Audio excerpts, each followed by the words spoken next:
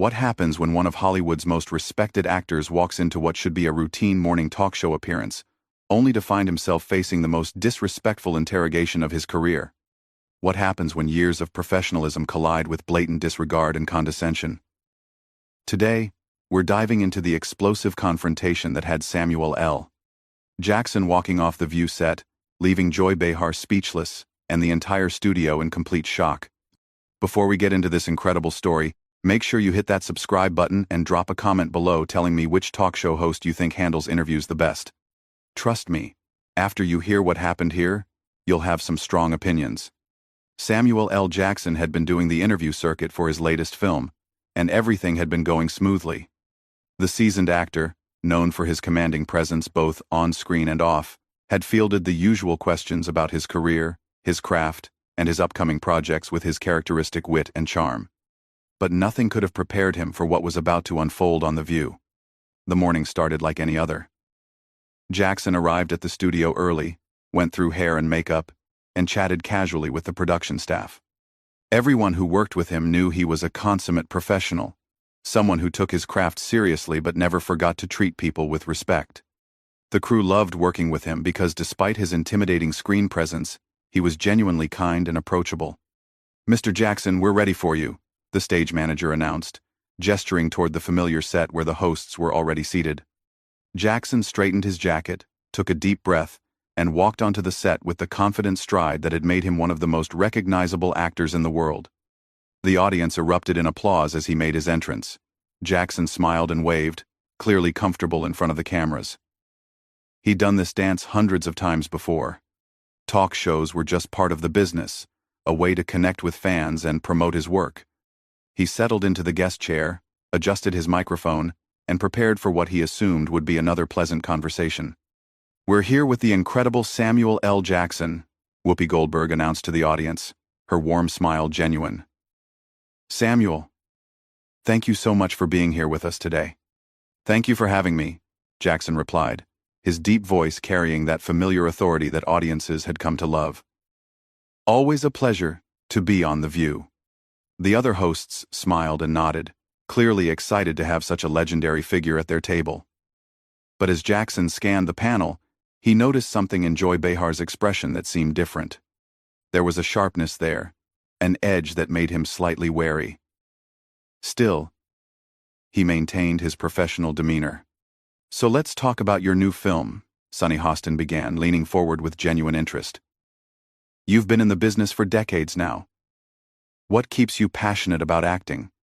Jackson's eyes lit up as he began to discuss his craft. "You know, every role teaches me something new. Even after all these years, I'm still discovering new ways to tell stories, new ways to connect with audiences. This latest project really challenged me because..." "That's fascinating." Joy Behar interrupted suddenly, her tone sharp and dismissive. "But let's talk about something more relevant. Don't you think at your age you should be considering retirement?" The question hung in the air like a slap. The other hosts exchanged uncomfortable glances, and Jackson's smile faltered slightly. The audience fell silent, sensing the sudden shift in the room's energy. "Excuse me?" Jackson said, his voice maintaining its composure but with a slight edge creeping in. "I mean, you're what, 75 now?" Joy continued, completely ignoring the obvious discomfort she'd created. "Isn't it time to step aside and let younger actors have their moment? Hollywood is changing, and maybe it's time for the older generation to accept that their time has passed." The other host looked mortified. Whoopi tried to jump in. "Joy, I don't think that's..." No. Joy waved her off dismissively. "I think it's a fair question. The industry is evolving, and we need fresh faces, new perspectives. Samuel, surely you can see that hanging on too long just becomes embarrassing." Samuel L. Jackson sat back in his chair, processing what he'd just heard. In his decades-long career, he'd faced criticism, tough questions, and challenging interviews. But never had he encountered such blatant disrespect disguised as journalism. His jaw tightened slightly, and those who knew him well would have recognized the warning signs. "Let me make sure I understand you correctly," Jackson said slowly, his voice becoming dangerously calm. "You're suggesting that I, as a 75-year-old man who has worked in this industry for over 4 decades, Should retire because I'm too old? Well, when you put it that way, it sounds harsh, Joy replied with a dismissive laugh. But yes, essentially. I mean, how many more action movies can you realistically make? Don't you think audiences are getting tired of seeing the same old faces? The tension in the studio was palpable. Camera operators adjusted their positions, sensing they were witnessing something unprecedented. The audience members looked at each other in disbelief, unable to process the level of disrespect they were witnessing. The same old faces, Jackson repeated, his voice getting quieter, which anyone who knew him understood was far more dangerous than if he'd started yelling. Joy, let me ask you something. How long have you been on this show? Joy Behar, seemingly oblivious to the storm she was creating, puffed up with pride. 24 years, and I'm proud of every one of them. 24 years, Jackson nodded slowly.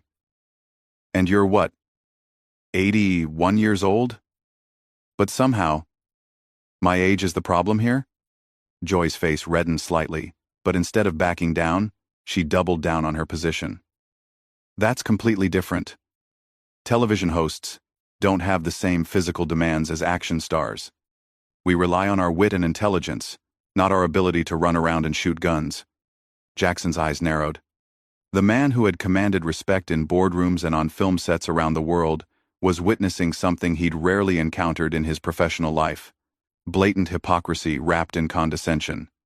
So you're saying that what I do requires no intelligence, no wit, no craft? Jackson asked, his voice still eerily calm. That I'm just some old man running around shooting guns? The other hosts were desperately trying to signal to Joy to stop, but she was too caught up in her own perceived cleverness to notice. Well, let's be honest about what action movies are, Samuel. They're not exactly Shakespeare, are they? That was the moment everyone in the studio knew Joy Behar had crossed a line from which there was no return.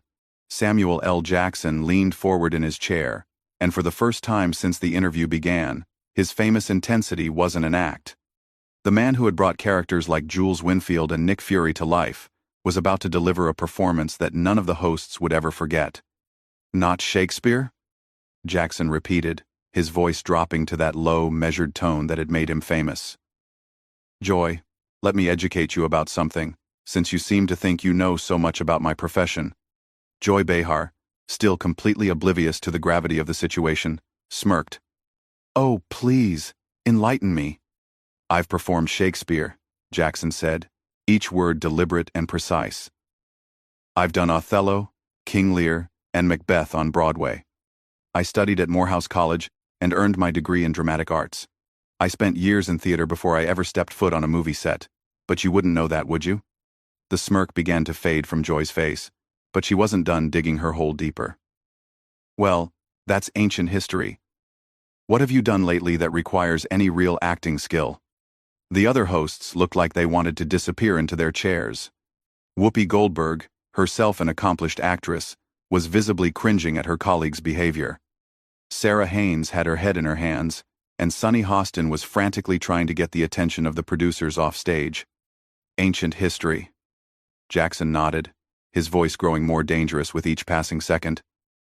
So, my Tony Award nomination means nothing? My Academy Award nomination means nothing? The fact that I've worked with directors like Spike Lee, Quentin Tarantino, and Martin Scorsese means nothing because Joy Behar has decided my career is irrelevant?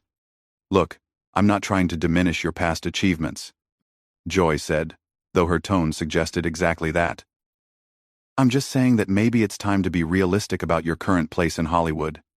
Jackson stood up suddenly, his full height making him an imposing figure over the seated panel.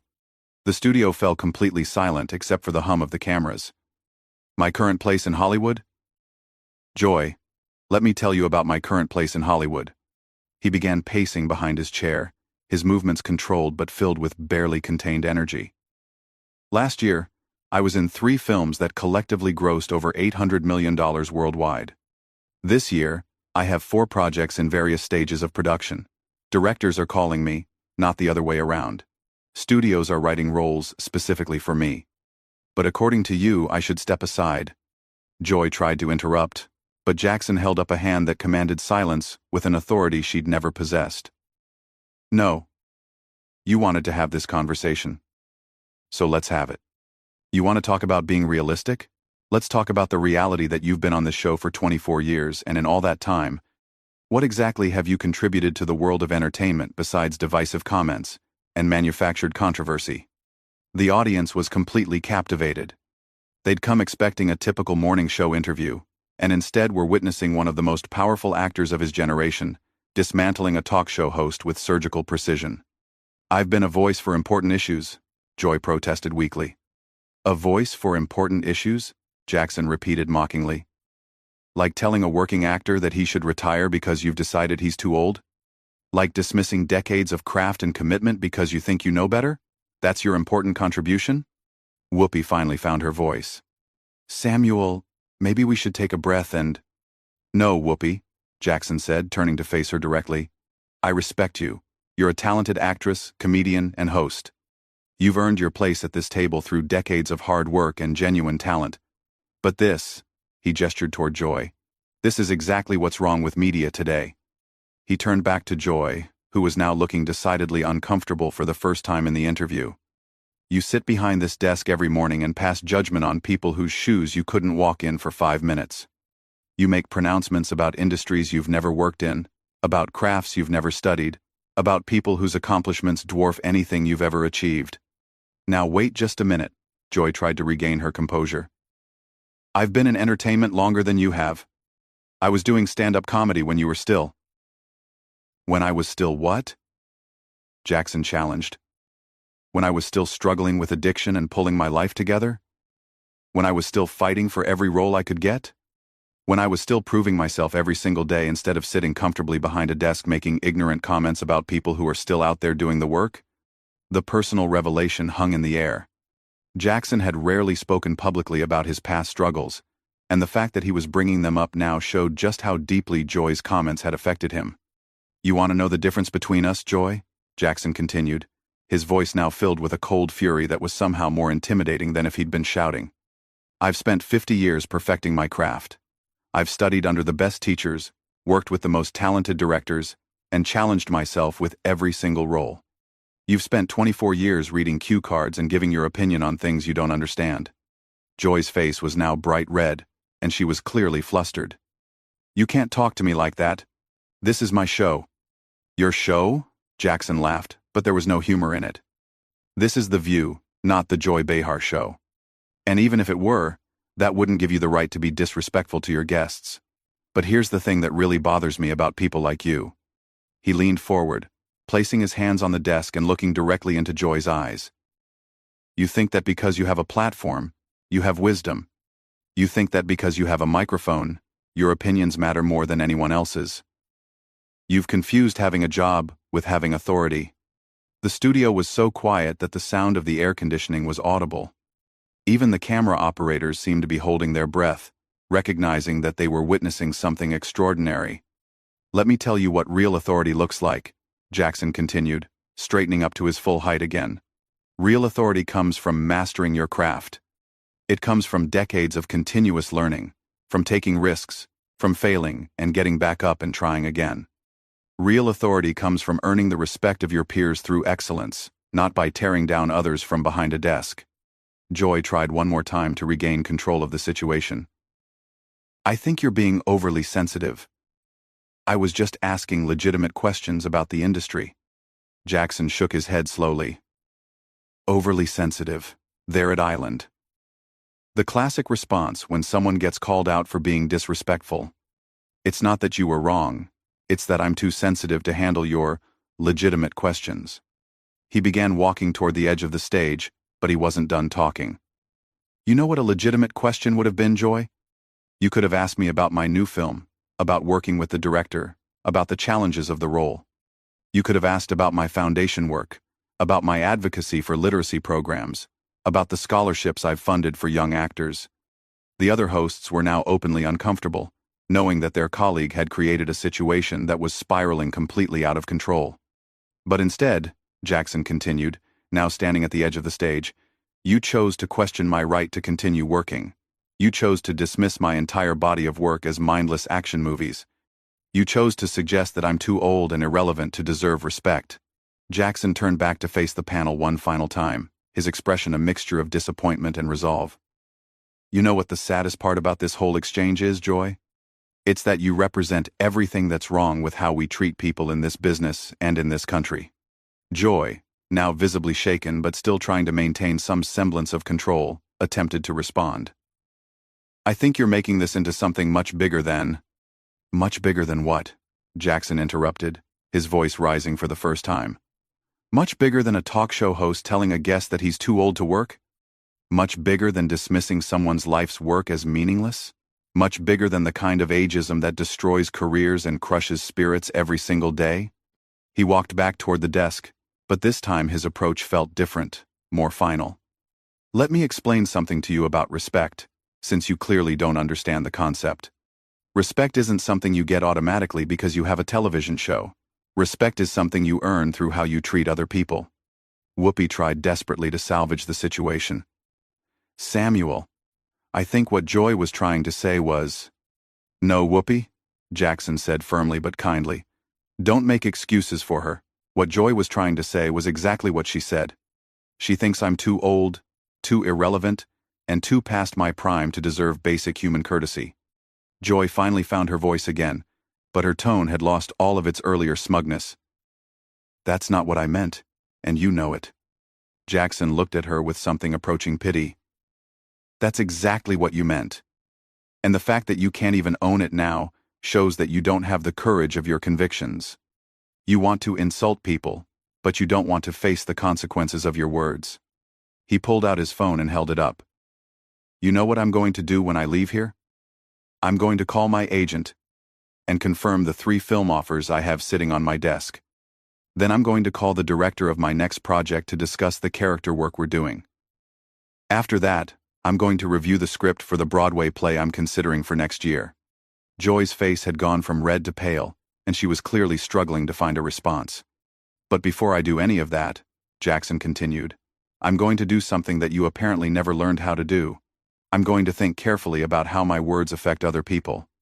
Because unlike you, I understand that with a platform comes responsibility. He began removing his microphone, his movements deliberate and final. You see, Joy, the difference between us isn't age. It isn't even talent, though we both know how that comparison would end. The difference is character. The audience was completely silent, hanging on every word. Even the production crew had stopped moving, recognizing that they were witnessing something that would be talked about for years to come. You had the opportunity today to have a meaningful conversation with someone who has dedicated his life to his craft, Jackson said, carefully placing his microphone on the desk. You could have learned something. Your audience could have learned something. Instead, you chose to be small, petty, and disrespectful. Joy made one last desperate attempt to defend herself. I was just trying to have an honest conversation about the realities of Hollywood. Jackson stopped and looked at her with genuine disbelief. Honest? You want to talk about honesty? Here's some honesty for you. In my 50 years in this business, I've met thousands of people. Actors, directors, producers, writers, crew members. And in all that time, I've rarely encountered someone with as little self-awareness as you've displayed here today. He straightened his jacket and looked around the studio one more time. You know what the real tragedy is? There are young actors watching this show right now who looked up to you. There are older performers who respected your longevity in the business, and you just showed all of them that success in television doesn't require wisdom, kindness, or even basic human decency. Sunny Hostin finally found her voice. Samuel, please, let's not end things like this. Jackson turned to her with a sad smile. Sunny, I'm not ending anything. I'm simply refusing to participate in it. There's a difference between having difficult conversations and being deliberately cruel. What happened here today was cruelty disguised as journalism. Joy tried one more time, her voice now noticeably smaller. Samuel, if I offended you, that wasn't my intention. If you offended me, Jackson repeated incredulously. Joy, let me be crystal clear about something. You didn't offend me. You revealed who you are, and that revelation has nothing to do with me and everything to do with you. He began walking toward the exit, but turned back for one final statement. You know what I find most disturbing about this entire exchange? It's not that you think I'm too old to work. Plenty of people have opinions about age in Hollywood, and that's a legitimate discussion to have. What disturbs me is the glee with which you delivered those opinions. The studio was so quiet that every footstep echoed as he moved closer to the exit. You enjoyed trying to diminish me. You took pleasure in attempting to make me feel small. And that tells me everything I need to know about your character. Joy was now visibly upset, but Jackson wasn't finished. The entertainment industry has its flaws, God knows. But it's also given me the opportunity to work with some of the most talented, generous, and inspiring people I've ever met. People who lift each other up instead of tearing each other down. People who understand that success is sweeter when it's shared. He paused at the edge of the stage and looked back at the panel. I hope someday you learn the difference between being provocative and being cruel. I hope you learn that asking tough questions and being disrespectful aren't the same thing. And I hope you learn that the power that comes with a platform should be used to elevate people, not diminish them. With that, Samuel L. Jackson walked off the View stage,